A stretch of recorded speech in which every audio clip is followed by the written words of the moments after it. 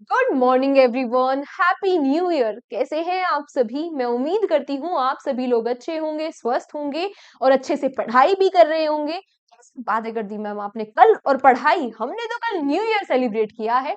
चलो अब new year का सेलिब्रेशन हो गया ना। आज क्या है? आज है 1 जनवरी 2025। यानी कि आज से हमारा जो 2025 है वो शुरू हो चुका है। पिछले साल में बहुत सारे बच्चों के साथ ऐसा हुआ होगा कि वो फाइनल मेरिट में रह गए, है ना? उनका प्री नहीं हुआ या मेंस नहीं हुआ, या बहुत सारे ऐसे बच्चे होंगे जिन्होंने अभी प्रिपरेशन स्टार्ट करी है, तो उनका कुछ अच्छे से वो कर नहीं पा रहे हैं, है ना? क्योंकि समझ ही नहीं आ रहा है। तो देखो, अब नया साल शुरू हुआ है। नया साल को नए जोश, नई उमंग, नई पॉजिटिव एनर्जी के साथ शुरू करना है। पिछले साल में जो भी हुआ, अच्छा बुरा, आप दोनों से आपने सीखा है, दोनों से आपको एक्सपीरियंस मिला है। एक्सपीरियंस के साथ इस साल को स्टार्ट करना है। जो गलतियां पिछले साल में की थी वो नहीं करनी है। और इस साल इस बात का मैनिफेस्टेशन कर लेना है कि भाई चाहे जो भी हो, 2025 में मुझे अपनी ड्रीम जॉब लेकर रहनी है। चाहे उसके लिए मुझे कितनी भी मेहनत करनी पड़े, मैं तैयार हूँ ईमानदारी और शिद्दत के साथ मेहनत करने के लिए। तो चलो इसी बात पे अपने सेशन को स्टार्ट कर देते हैं। हमारा सेशन क्या है? डेली करंट अफेयर्स का सेशन, जहां पर हम 10 मिनट में करंट अफेयर्स के 10 इंपॉर्टेंट क्वेश्चंस को कवर करते हैं। और आज का पहला क्वेश्चन आप सभी लोगों के लिए ये रहा। क्या पूछ रहा है आपसे? Recently which country has declare federal state of emergency after the oil spill in the Black सी।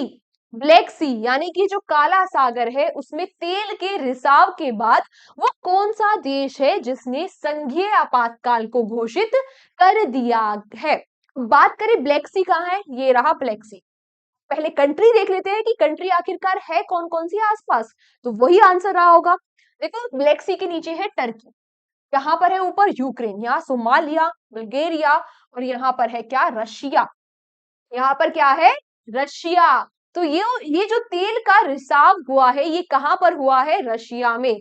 और इस तेल के रिसाव के बाद रशिया ने अपने यहाँ पर फेडरल इमरजेंसी अनाउंस कर दी है, याद रखना। नेक्स्ट आपसे क्या पूछ रहा है?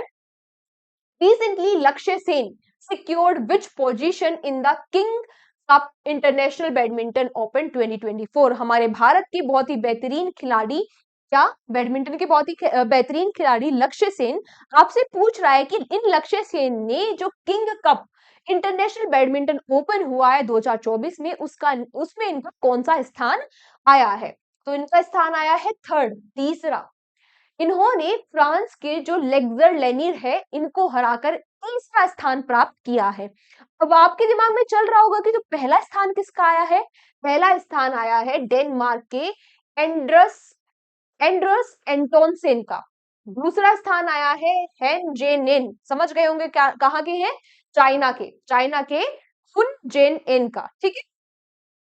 अगला क्वेश्चन आपसे पूछ रहा है कि recently who form the Asian boxing confederation. अभी हाल ही में एशियन मुक्केबाजी परिसंघ का गठन किसके द्वारा किया गया? तो ये किया गया वर्ल्ड बॉक्सिंग के द्वारा। किसके द्वारा? वर्ल्ड बॉक्सिंग के द्वारा। यहाँ पर बात जो याद रखने वाली है वो ये है कि इसमें हमारे भारत की जो टोक्यो ओलंपिक्स में गोल्ड मेडल, गोल्ड नहीं लेके आई थी शायद, मेडल, टोक्यो ओलंपिक में जो मेडल लेकर आई थी लवलीना बोरगोहन। कमेंट बॉक्स में बताना। आज का क्वेश्चन फॉर यू आपके लिए ये है, आपको बताना है कि ये टोक्यो ओलंपिक्स में कौन सा मेडल लेकर आई थी। जो लोवलिना बोरगोहन है, ये इसमें जो कमीशन बनाया गया है, उसकी मेंबर थी। दूसरी बात याद रखने वाली क्या है कि जो हमारे बॉक्सिंग फेडरेशन ऑफ इंडिया है, उसके प्रेसिडेंट अजय सिंह है, और ये भी इसके एक सदस्य थे। जो 6 ऑफिशियल्स की क्या थी? एक कमेटी थी। ठीक है। अगला, which country has started using holographic technology in new banknotes for the first time?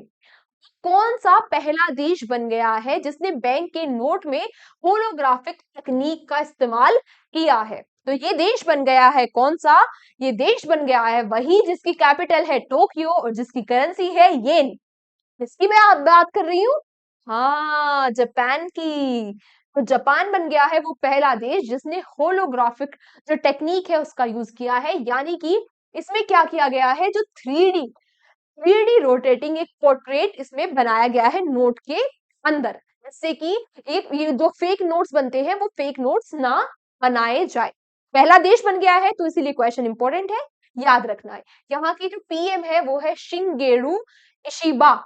शिंगेरू Ishiba, इनका नाम भी आप याद रखेंगे, नोट डाउन कर लेंगे।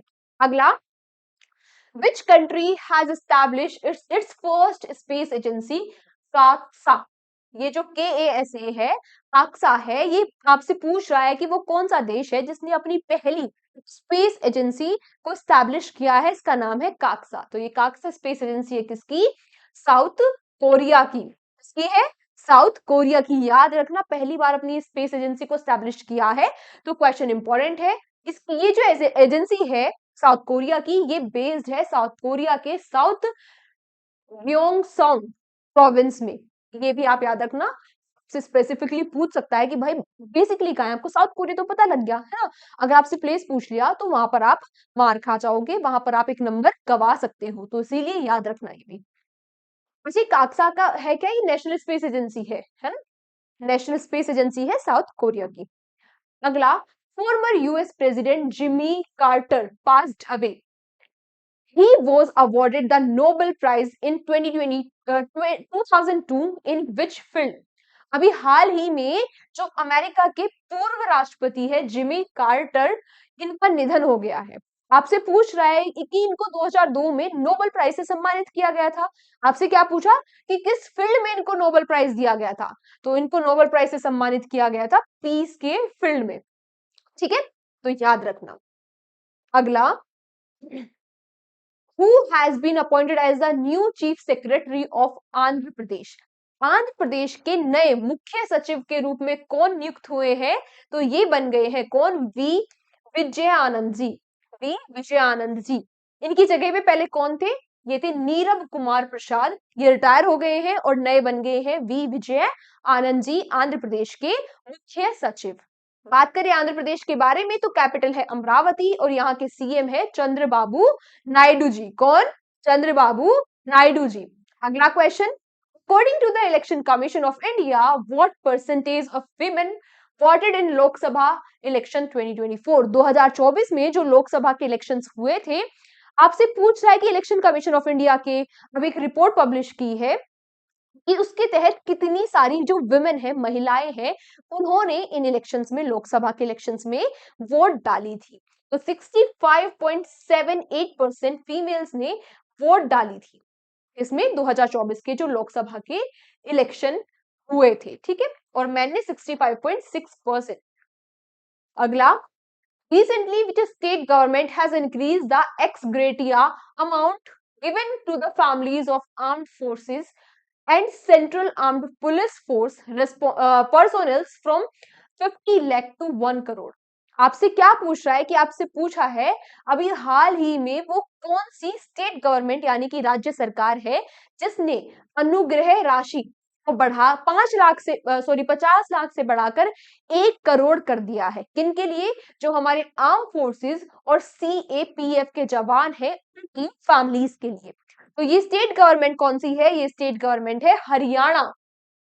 कौन सी है? हरियाणा, याद रखना।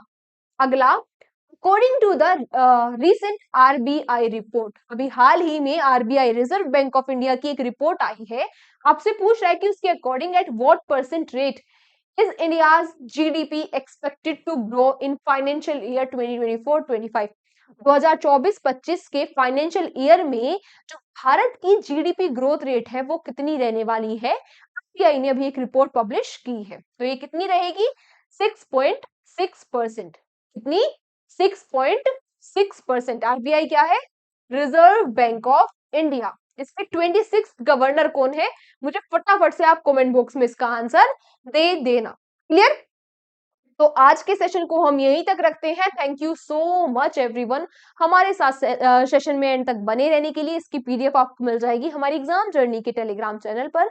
आज नया साल है, तो प्लीज़ आज अपने जो भी टारगेट्स है कि आपको पूरे साल में क्या-क्या अचीव करना है, वो सारी चीज़ों को आप नोट डाउन कर लेना। मेरे कहने से ये काम आप ज़रूर, ज़रूर, ज़रूर करना और डेली उसको देखना कि भाई आपने क्या-क्या टारगेट्स लिखे हैं जिससे कि आपको आपको मोटिवेशन आए। आप कहते रहते हो ना बहुत सारे मुझे मैसेज आते रहते हैं कि मैम डिमोटिवेट हो जाते हैं, पढ़ा नहीं जाता है या फिर मतलब समझ नहीं आ रहा क्या करें। जब आपके टारगेट्स सेट होंगे, क्लियर होंगे और आप बार-बार उनको देखोगे तो आपको मोटिवेशन खुद से ही आ जाएगा। ठीक है? तो ये आज कर लेना आप, अपने अपने सारे टारगेट्स लिख लेना 2025 में आपको जो-जो भी अचीव करना है। बाकी अपना ध्यान रखो, अपनी हेल्थ का ध्यान रखो, अपने बड़ों का सम्मान करो, अपने छोटों को प्यार दो। जय हिंद, जय भारत।